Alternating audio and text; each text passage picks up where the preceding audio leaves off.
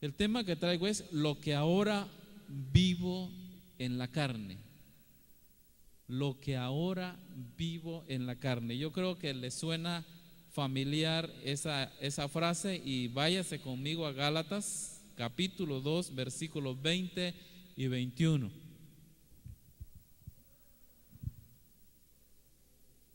Gálatas 2, 20 y 21. Vamos a estar tratando de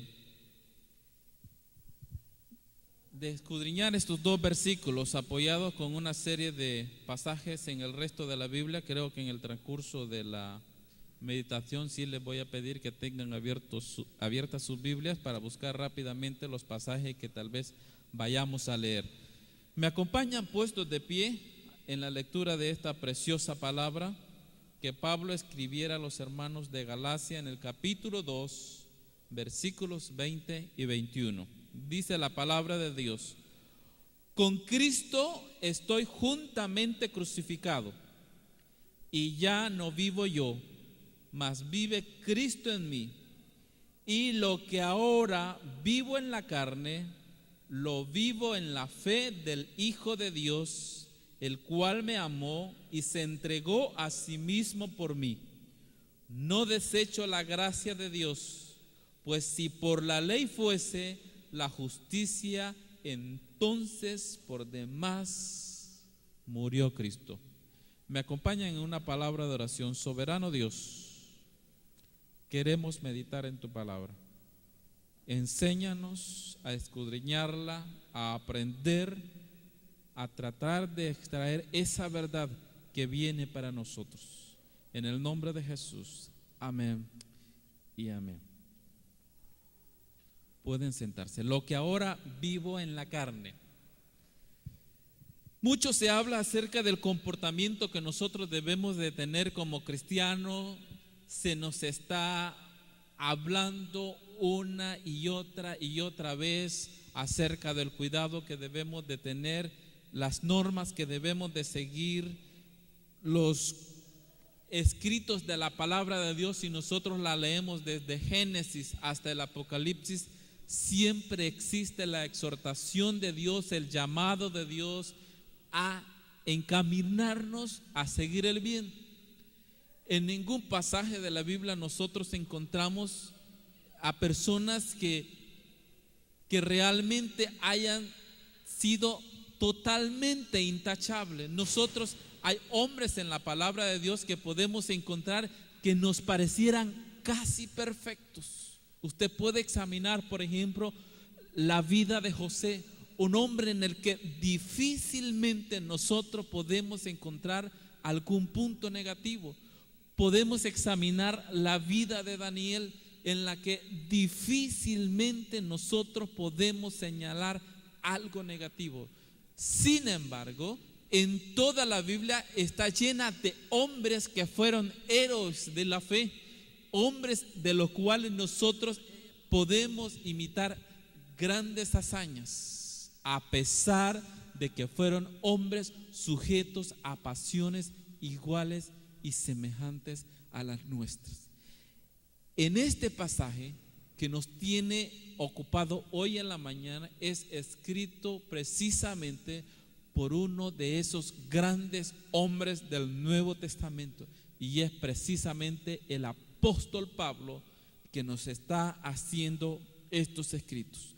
Gran parte de lo que nosotros sabemos concerniente a la vida cristiana o al comportamiento del cristiano en nuestros días fue dictado por nuestro hermano Pablo. Casi la mitad del Nuevo Testamento fue escrito por Pablo, y hay una y otra vez consejos acerca de cómo conducirnos en la vida cristiana y cómo lograr esa victoria en nuestro Señor Jesucristo. En este pasaje, al leerlo detalladamente, nosotros podemos encontrar algunos de los principios que gobernaron la vida de Pablo como un discípulo de nuestro Señor Jesucristo. Si usted lee detenidamente el capítulo 1, y parte del capítulo, de los versículos anteriores a los que leímos juntos en esta mañana, encontramos a un Pablo que está describiendo su ministerio. Y posteriormente encontramos a un Pablo que habla acerca de la reprensión que tuvo que hacer al hermano Pedro porque no andaba correctamente de acuerdo al llamado de nuestro Señor Jesucristo a vivir el Evangelio de Dios. En un principio, Pablo llevó este mensaje a los hermanos de Galacia. Y posteriormente, cuando él está escribiendo esta carta, él los está exhortando una y otra vez a no apartarse del camino inicial que él les había enseñado. Pero, ¿cuáles son los principios que gobernaron la vida de Pablo para que al escribir este pasaje él diga: y lo que ahora vivo en la carne? Vamos a ver en estos dos versículos 4 principios. Si usted quiere los anota y los medita más detenidamente en su casa. El primer principio que utilizó Pablo para tener y poder decir que tenía una vida de victoria viviendo hoy en la carne es: primero, tuvo una vida de uno crucificado con Cristo. ¿Cuántos dicen amén? ¿Cómo dice la parte inicial del versículo? Con Cristo estoy juntamente crucificado. Ese es el primer principio. Tener una vida de uno crucificado con Cristo. Ahora, surge la pregunta: ¿cómo es posible estar crucificado con Cristo? Primero, ¿es posible estar crucificado con Cristo, sí o no? Amén. Ahora, ¿cómo es posible? ¿Cuándo fue crucificado Cristo? Hace casi más de 2000 años. Pero ¿cómo es que nosotros ahora vamos a lograr estar crucificados con Cristo? No podemos retroceder 2 milenios. Pero ¿cómo podemos cumplir eso que el apóstol Pablo está diciendo? Con Cristo estoy juntamente crucificado. Pablo estaba vivo en su parte humana. Por eso dice: lo que ahora vivo en la carne. ¿Creen ustedes que es posible? Bueno, Orbelina, dígame.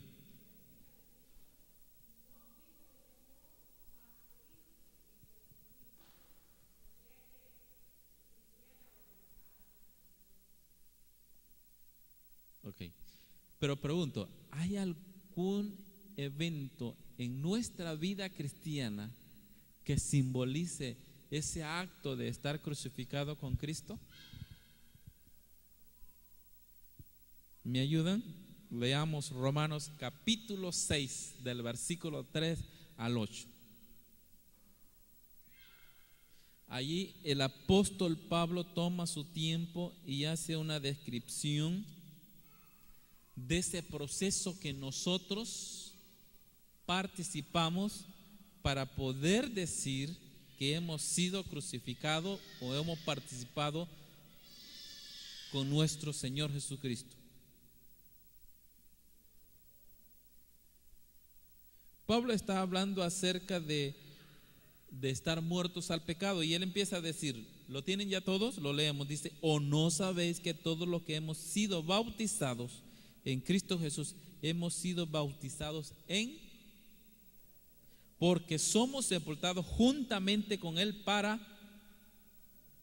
por el bautismo, a fin, si lo van leyendo conmigo, a fin de que Cristo resucitó de los muertos por la gloria del Padre, así también nosotros andemos en vida nueva, porque si fuimos plantados juntamente con él en la semejanza de su muerte, así también lo seremos en la de su resurrección. Sabiendo esto, que nuestro viejo hombre fue crucificado juntamente con él, para que el cuerpo del pecado sea destruido, a fin de que no sirvamos más al pecado. Porque el que ha muerto ha sido justificado del pecado, y si morimos con Cristo, creemos que también viviremos con Él. ¿Cuántos hemos sido bautizados acá? Entonces, el acto del bautismo es un acto simbólico de que nosotros estamos gritando y diciendo al mundo que nosotros estamos muriendo al pecado y estamos participando de una nueva vida. Qué hermoso ese canto que se dice cuando hay bautismo. ¿Sí? Soy bautizado. Y le decimos en el canto al mundo un adiós. ¿Sí o no? Entonces, ese acto del bautismo, hermanos, es el acto simbólico de que nosotros decimos al mundo que morimos a Él y que entramos a participar del sacrificio de Cristo. No estoy diciendo que estamos que vamos a ser partícipes de la salvación nuestra. No, es un acto de demostración, ya que nosotros no podemos pagar por nuestro pecado, pero un acto de morir al pecado es el bautismo. Amén. Es por eso que para poder lograr ser bautizados, todos los creyentes debemos de pasar por un periodo de instrucción y estar conscientes de lo que vamos a hacer. Hay muchas iglesias, y como dije, no estoy criticando, sino más bien señalando algo que no es correcto. Hay muchas iglesias que hacen campañas masivas de bautismos. Viene alguien y aceptó hace 5 minutos, quiere bautizarse, pase, y ya lo zambullen y ya es bautizado, sin tener ninguna instrucción ni saber el concepto real de ser bautizados.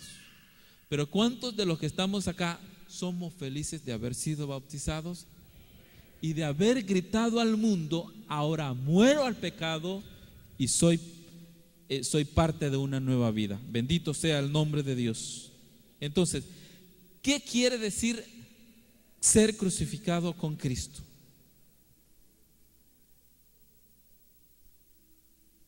Ya dije que una forma de poderlo representar y decir es a través del bautismo. Pero entonces, me podrá decir: no, si eso es fácil. Y muchos lo han hecho acá, fingiendo que son cristianos, han pasado un periodo doctrinal, dicen que lo han comprendido, son sometidos a aguas bautismales y después tal vez hayan hecho cosas horrendas y vergonzosas dentro o fuera de la iglesia. Pero entonces, ¿qué significa ser crucificado con Cristo? ¿Alguien me puede decir, hermano Orbe?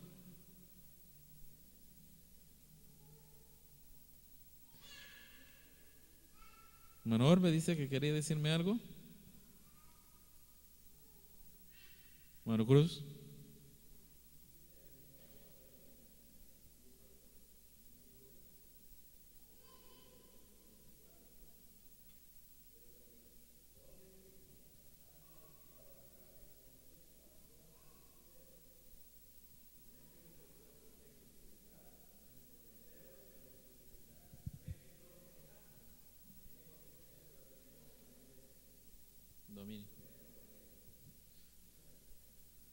Retroceda un poquito conmigo en el versículo 19 de ese mismo capítulo que leímos de base, Gálatas 2. ¿Qué significaba para un judío ser crucificado con Cristo o participar de Cristo o obviamente dejar el judaísmo y participar de nuestro Señor Jesucristo? ¿Qué significaba? ¿Qué dijo Pablo? Porque yo por la ley soy muerto para la ley, a fin de vivir para Dios.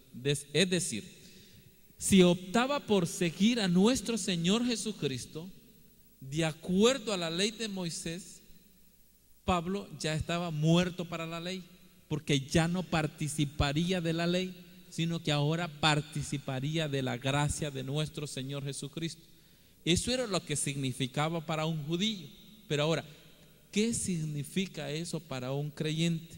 Para todos los creyentes, eso debe de significar una muerte a sí mismo. Pablo dice, y ya no vivo yo. Amén. Esa es una muerte a sí mismo. Jesucristo, cuando andaba en su ministerio, Él explicó eso. Lean conmigo Lucas 9:23. Lucas 9:23.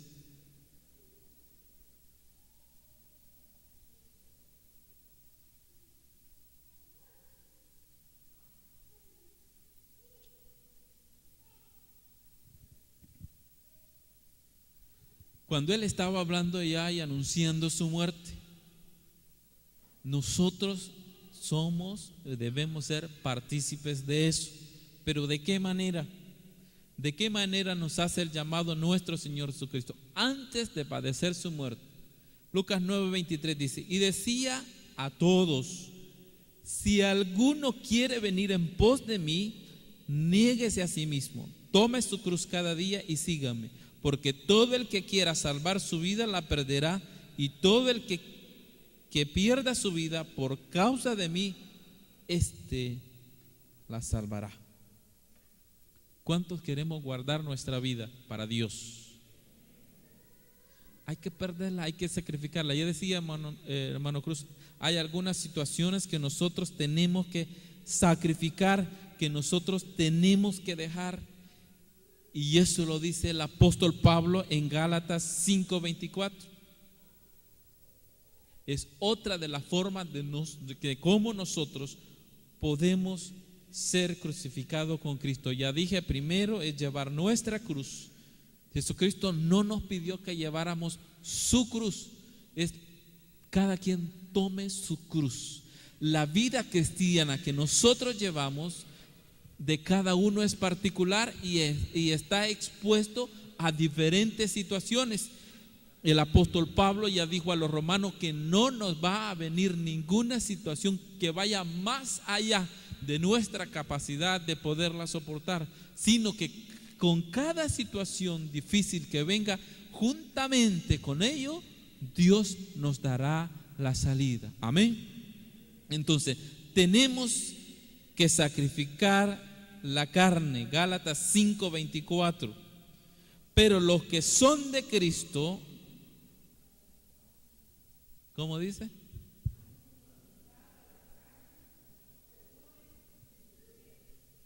De esto creo que podíamos pasar todo un día platicando.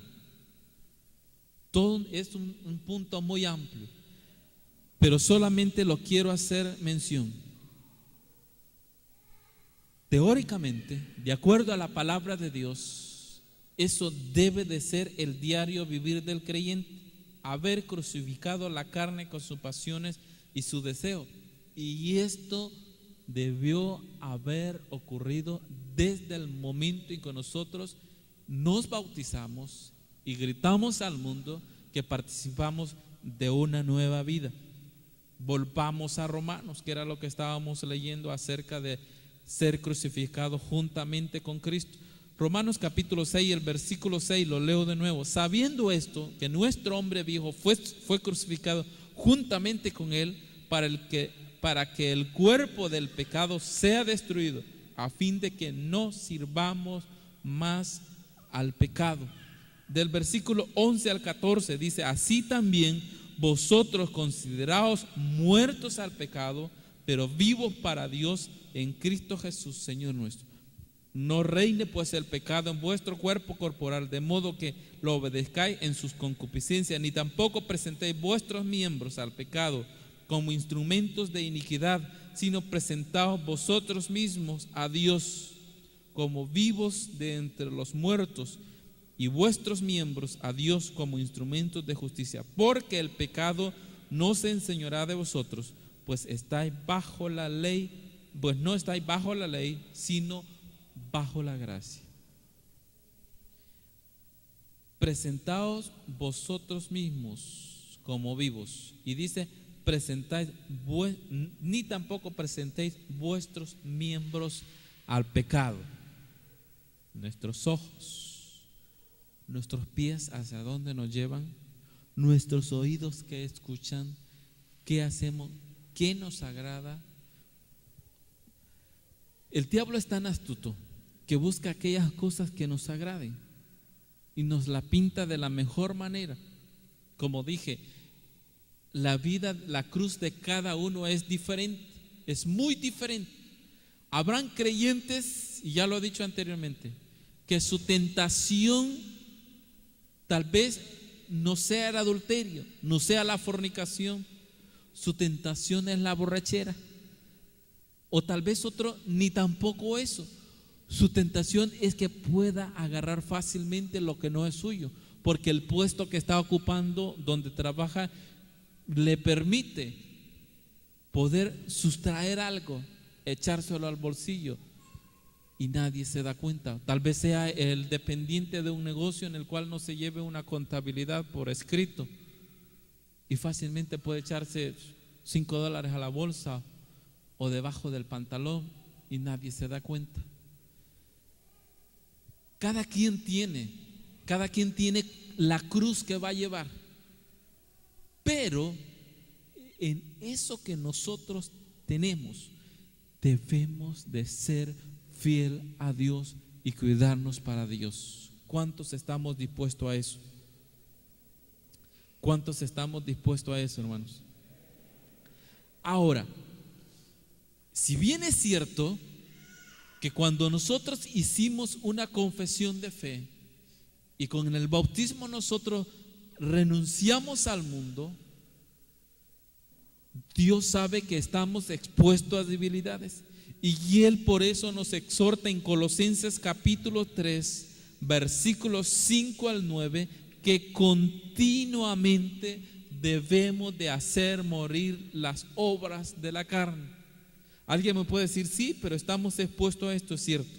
Pero Pablo hace un llamado, dice el versículo 5 del capítulo 3 de Colosenses, dice, haced, ¿cómo dice la otra palabra? Morir pues lo terrenal en vosotros. Y comienza a hacer 2 puntos y a detallar: fornicación, impureza, pasiones desordenadas, malos deseos y avaricia, que eso es idolatría, cosas por las cuales la ira de Dios viene sobre los hijos de desobediencia, en los cuales vosotros también anduvisteis en otros tiempos cuando vivíais en ella, pero ahora dejad también vosotros todas estas cosas: ira, enojo, malicia, blasfemia, palabras deshonestas de vuestra boca. No mentáis los unos a los otros, habiéndoos despojado del viejo hombre con sus hechos. Y el versículo 10 dice: y revestido del nuevo, el cual conforme a la imagen del que lo creó se va renovando hasta el conocimiento pleno. Y usted lo puede seguir leyendo en su casa y va a sacar grandes verdades. Continuamente debemos de morir al pecado. Amén. No es solo cuando podamos o queramos. No, siempre tenemos que hacerlo. Romanos 8, 2 y 13 nos exhorta Pablo: así que, hermanos, deudores somos, no a la carne, para que vivamos conforme a la carne, porque si vivís conforme a la carne moriréis, mas si conforme al Espíritu hacéis morir las obras de la carne viviréis, porque todos los que son guiados por el Espíritu de Dios, estos son hijos de Dios. Yo creo que está de más hacer un comentario al respecto, y como digo, nos podíamos llevar mucho tiempo hablando sobre cada uno de los detalles que el apóstol Pablo hace mención de eso. Y por lo tanto, recalco y digo, y como lo dice Pablo en esta carta de Galacia, nosotros hemos sido crucificados al mundo. Amén. Pero ahora la regla es que Cristo debe de ser la regla en nuestra vida, y no los deseos desenfrenados, y no lo que nosotros creamos, no lo que nos parece, no lo que nos gusta. Hay muchos cambios que se pueden dar en nuestra vida, y no necesariamente porque sean permitidos por Dios, sino que si nosotros vemos los cambios y las permisiones que Dios ha ido dando a través de los tiempos, no es tanto porque Dios esté de acuerdo, sino que por la debilidad o dureza de nuestro corazón hay muchas cosas que Dios en la historia humana ha ido permitiendo. Pero ahora nosotros estamos bajo la gracia de Dios, y por lo tanto la regla es de vivir de acuerdo a la palabra de Dios. Colosenses 3:17 dice: todo lo que hacéis, sea de palabra o de hecho, hacerlo todo en el nombre del Señor Jesús, dando gracias a Dios por medio de Él. Amén. Entonces, ese primer punto de este pasaje que estábamos leyendo: lo que ahora vivo en la carne, el primer principio que Pablo nos expresa es tener una vida crucificada juntamente con Cristo. Amén. Segundo principio: tener una vida en la cual Cristo vive en mí. Amén. ¿Cómo sigue diciendo el pasaje? Mas Cristo vive en mí. El segundo principio: una vida en la cual Cristo viva en nosotros. ¿Cuántos deseamos que Cristo viva en nosotros siempre? ¿Cuántos sabemos que somos templo y morada del Espíritu Santo? Entonces, ¿cómo puede vivir Cristo en mí?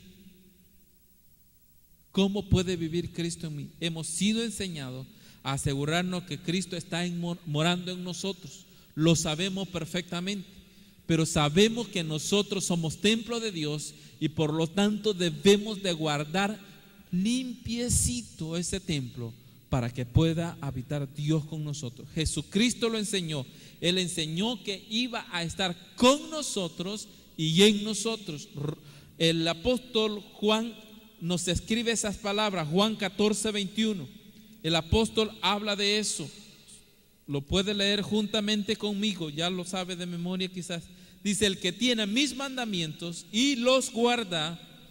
No solo es de saber la palabra de Dios, no solo de ser un gran lector de la palabra de Dios, es también guardarla. Este es el que me ama, y el que me ama será amado por mi Padre, y yo le amaré y me manifestaré a él. Pero aún hay creyentes que no saben eso, que vienen a la iglesia y no saben eso. Usted me va a decir: ¿cómo es posible? ¿Cómo no? Siga leyendo conmigo el versículo 22. Estaba ahí nada más ni nada menos que uno de los apóstoles de Jesús, y le dijo Judas: Señor, no el Iscariote, dice: Señor, ¿cómo es que te manifestarás a nosotros y no al mundo?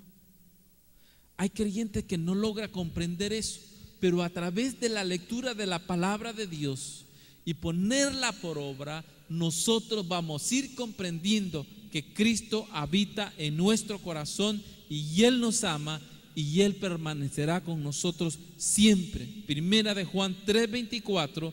Juan, cuando escribe a los hermanos, él vuelve a enseñar y él vuelve a recalcar que nuestro Señor Jesucristo está con nosotros cuando guardamos su palabra. Dice: y el que guarda sus mandamientos permanece en Dios y Dios en él. Y en esto sabemos que Él permanece en nosotros por el Espíritu que nos ha dado. Ahora, no me conteste. ¿Estamos seguros que Cristo habita en nosotros? Si nosotros leemos la palabra de Dios y cumplimos los mandamientos de Dios, entonces podemos estar seguros que Cristo habita en nosotros. Amén. Habite pues Cristo por la fe en vuestros corazones, dijo el apóstol Pablo. Y es el deseo más grande que él tenía. Y lo vemos que una y otra vez él martilla esa expresión en diferentes formas a fin de que nosotros podamos ser depositarios de nuestro Señor Jesucristo. Amén. Entonces me podrá preguntar alguien, ¿qué beneficios vienen de tener a Cristo viviendo en nosotros? ¿Habrá algún beneficio? Amén. Solo permítame señalar 4. El amor del Padre y del Hijo están en nosotros. Juan 14, 21. El apóstol Juan hace una narración de ese precioso mensaje de nuestro Señor Jesucristo y escribe esas palabras que Jesucristo pronunció cuando estaba hablando acerca del amor que habría en los postreros creyentes. Y dice acerca de la forma en que debía de manifestarse, ya lo decía en ese pasaje.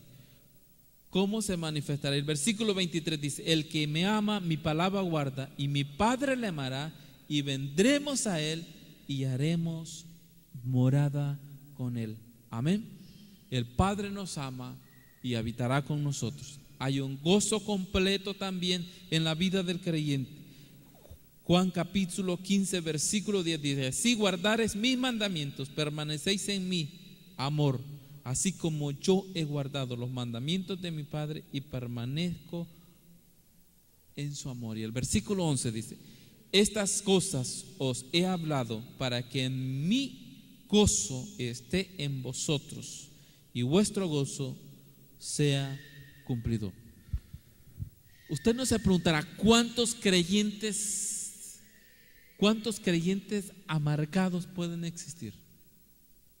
Es probable que lo exista, pero la respuesta es sencilla: el amor de Dios no está en él, porque no está cumpliendo los mandatos de Dios.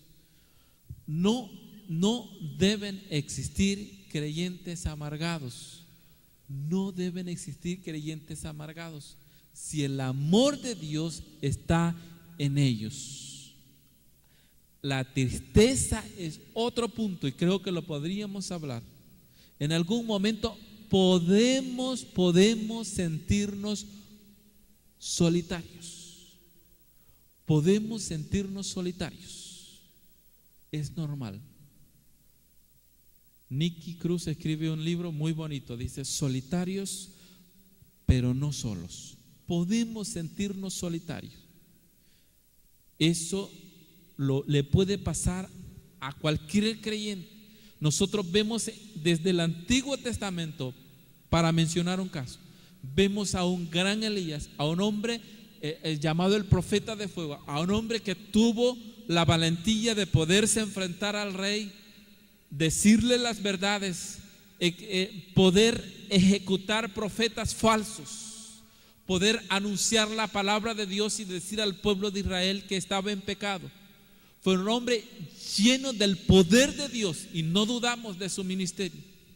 Sin embargo, lo vemos a un hombre metido en una cueva, sintiéndose totalmente triste, solitario, y dice: solo yo he quedado entre los profetas. Se siente solitario, pero de repente el llamado de Dios y le dice: cuidadito, no estás solo.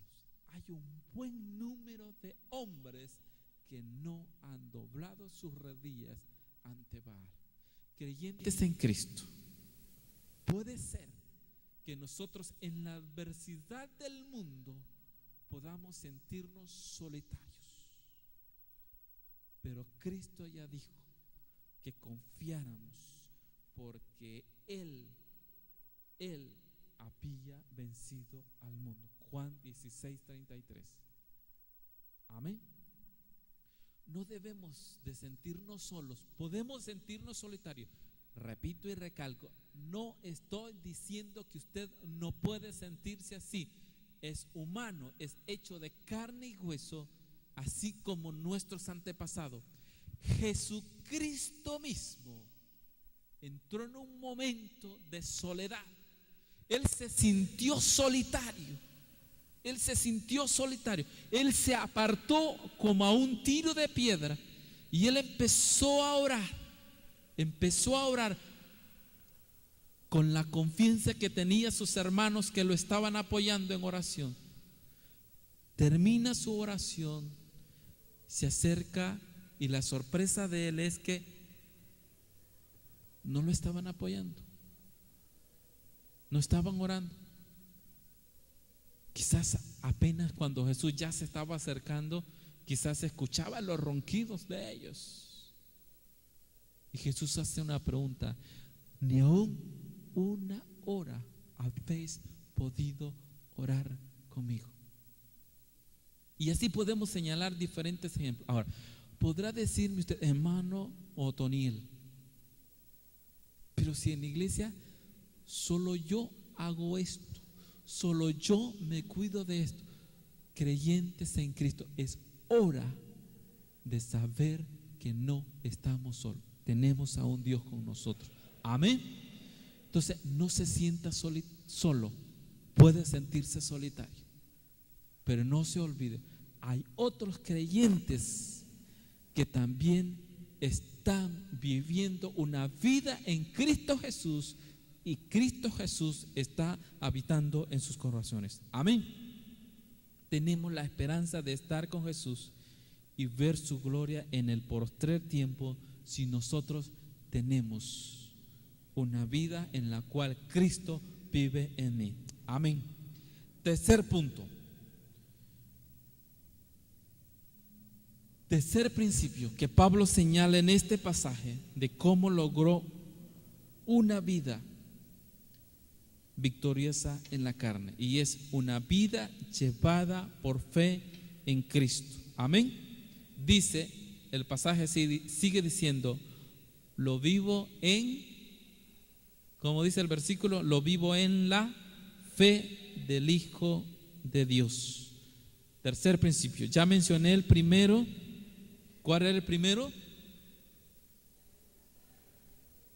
Estar ¿qué? Crucificado juntamente con Cristo. ¿Cuál fue el segundo principio? Una vida en la cual Cristo vive en mí. Y el tercer principio es una vida llevada por fe en Cristo. Amén. Entonces, nos podemos hacer la pregunta: ¿qué es el vivir por fe en Cristo? ¿Alguien me puede ayudar a responder esto? ¿Qué es el vivir? Nosotros podemos leer el capítulo 11 de Hebreo y se explica muy detalladamente y muy esplendorosamente acerca de la fe. Y nosotros como creyentes en Cristo debemos tener fe. Amén. No la vamos a tener todos en la misma medida. Algunos la van a tener microscópicamente, otros medio se puede ver, y a otros apenas se le va a ver, dijo Jesús, como un granito de mostaza. Amén. Entonces, es diferente la escala de la fe. Usted sabrá cómo la tiene. Usted sabrá cómo la tiene. Cada uno sabe cómo la tiene. Pero el tercer principio es ese: tener una vida llevada por fe en Cristo Jesús. La fe implica una confianza permanente en Él para el perdón de nuestros pecados. ¿Cuántos creen que ya fuimos perdonados de nuestros pecados? Amén. Hay pocos que dicen amén. Yo sí lo creo y puedo decir amén. Esa es, nosotros debemos de confiar en su sangre. Primera de Juan 1, 7 y 9 nos explica eso y nos dice que nosotros somos perdonados de nuestros pecados por medio de la sangre de nuestro Señor Jesucristo. Entonces, esa es la fe. No hay otra forma. No hay otra forma. No hay otra forma que nosotros podemos hacer algo mejor para poder recibir perdón por nuestros pecados. Entonces nosotros fuimos crucificados, hemos sido perdonados y nosotros confiamos en la sangre de nuestro Señor Jesucristo. Si confesamos nuestros pecados, Él es fiel y justo para perdonar nuestros pecados y limpiarnos de toda maldad. Si decimos que no hemos pecado, le hacemos a Él mentiroso. Y lo que ya había mencionado anteriormente, ¿y su palabra qué?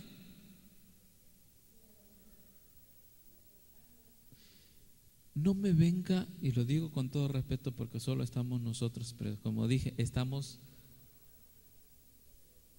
casi platicando. No nos vengamos a fingir que somos imperfectos. No, ya lo dije al principio, no hay nadie perfecto. De alguna o de otra manera, hablando, oyendo, haciendo, tocando, caminando, cometemos pecados, tanto de omisión como de comisión. Lo hacemos. Usted me puede decir que puede tener una vida muy pulcra, perfecto, pero ¿qué tal si no hace el bien al prójimo? La Biblia dice que el que sabe hacer lo bueno y no lo hace, ¿qué pasa? Entonces, de alguna o de otra manera, nosotros cometemos pecados, somos imperfectos, podemos ofender. Dijo el apóstol, si alguien logra no ofender a nadie, ¿qué dijo? El tal es perfecto. Pero ¿cuántas veces nosotros sí hemos ofendido? Sin querer, queriendo, pero hemos ofendido. Hemos dicho algo, hemos hecho un mal gesto, con o sin intención, pero hemos ofendido. Entonces no somos libres de decir que no hemos cometido pecado. Sin embargo, el apóstol Juan nos dice que debemos de tener y vivir en esa fe. Además, el versículo 1 del siguiente capítulo de la primera carta de Juan, capítulo 2, dice: hijitos míos, estas cosas os escribo para que no pequéis. Y si alguno hubiera pecado, abogado tenemos para con el Padre. Hermanos, no es cosa del otro mundo que un creyente en Cristo cometa pecado. Ojo, y escúchenme bien lo que estoy diciendo. No es cosa del otro mundo, es cosa de humanos, es cosa de creyentes, es cosa de imperfectos. Pero sí es cosa de verdadero cristiano que haga un verdadero arrepentimiento. Amén. Amén. Sí, no es que yo lo he dicho en varias ocasiones, aquel creyente que ha cometido pecado y que tranquilamente se queda en casa y no quiere venir a reconciliarse, y que lo vamos y le decimos y le hablamos y le abrimos la palabra de Dios, y no quiere, ese creyente, como dijo Pablo, no le ha amanecido, no le ha llegado la luz del Evangelio de Dios. No tiene a Cristo en su corazón, porque el que tiene a Cristo en su corazón y comete una falta, rapidito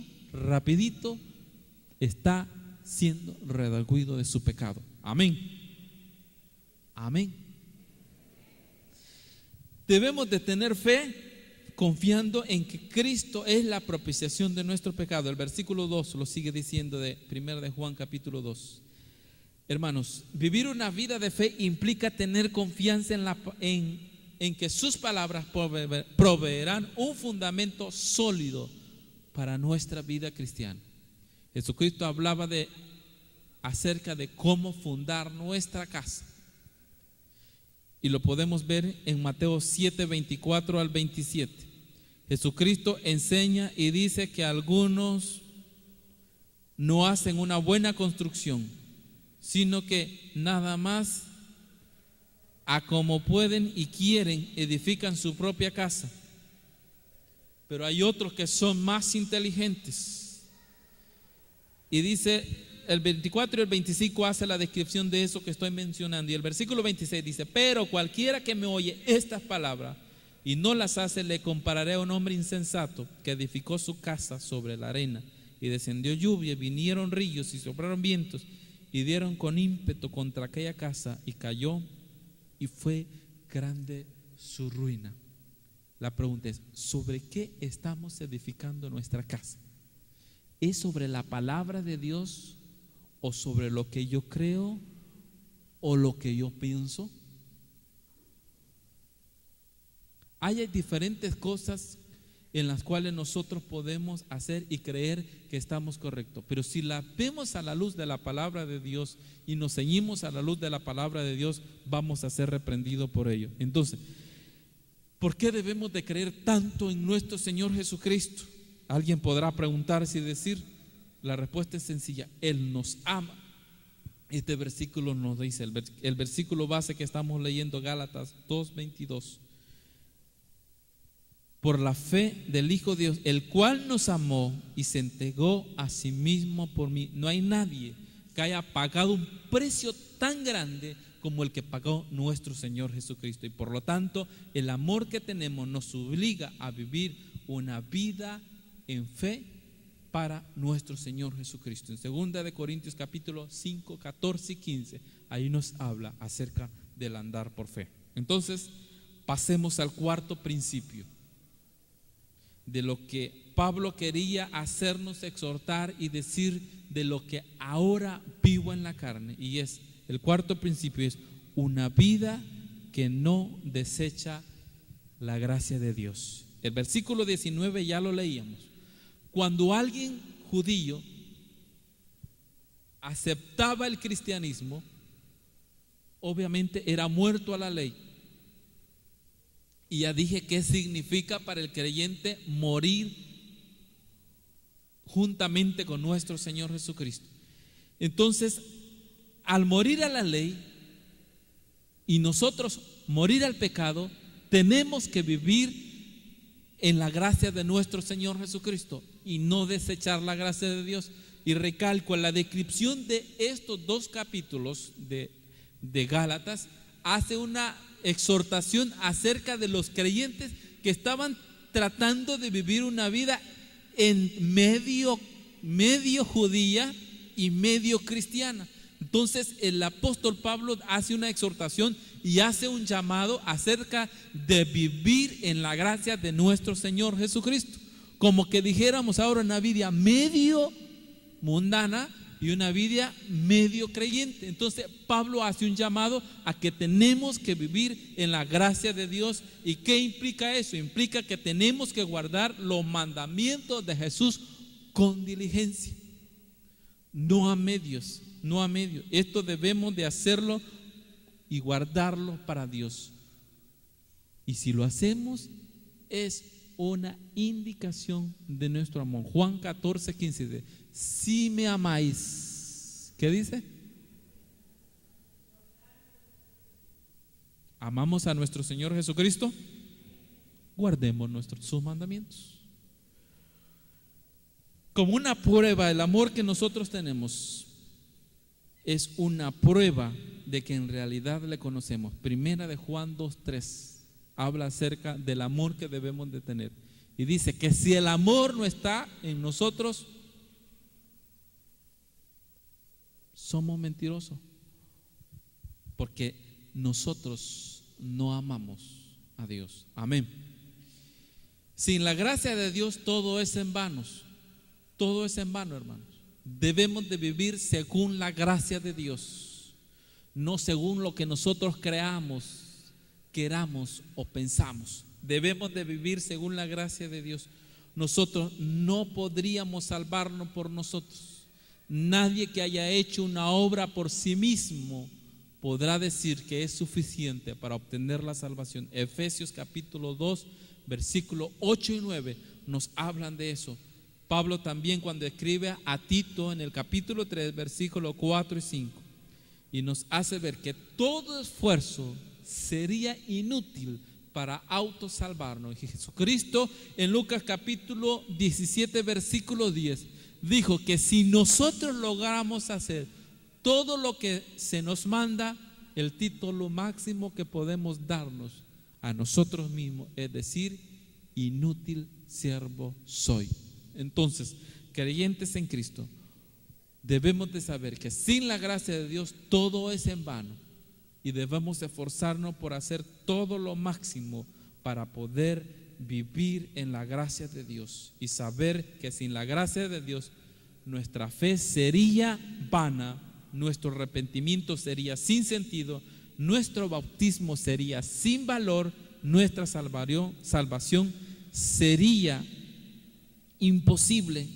Entonces termina diciendo el apóstol Pablo: por demás murió Cristo. Si nosotros no vivimos de acuerdo a la gracia de Dios, entonces todo lo que Pablo está diciendo sería en balde, sería en vano, no tendría sentido. Entonces, podemos ahora concluir y decir que la vida que Pablo vivió en la carne era, por lo tanto, en primero, la de uno que fue crucificado con Cristo. 2, de uno que tenía Cristo viviendo en él. 3, una vida guiada por fe en Jesucristo. Y 4, una vida que no desecha la gracia de Dios. Ahora, una pregunta: ¿puede decirse de nosotros estas mismas cosas? ¿Hemos sido crucificados con Cristo desde el momento que nos bautizamos? ¿Se ve en nuestra obediencia a los mandamientos de Cristo que Él vive en nosotros? ¿Estamos nosotros confiando en Cristo, en su sangre y en su palabra? ¿Estamos nosotros confiando siempre en la gracia de Dios y no en nuestra propia justicia? Cada uno sabe su respuesta. Y quiera Dios que podamos decir siempre: lo que ahora vivo en la carne. Es así, de acuerdo a la palabra de Dios. Repito el versículo. Pablo dijo: con Cristo estoy juntamente crucificado, ya no vivo yo, mas Cristo vive en mí. Y lo que ahora vivo en la carne, lo vivo en la fe del Hijo de Dios, el cual me amó y se entregó a sí mismo por mí. Ojalá que podamos decir que lo que ahora vivimos en la carne es de acuerdo a la voluntad de la palabra de Dios.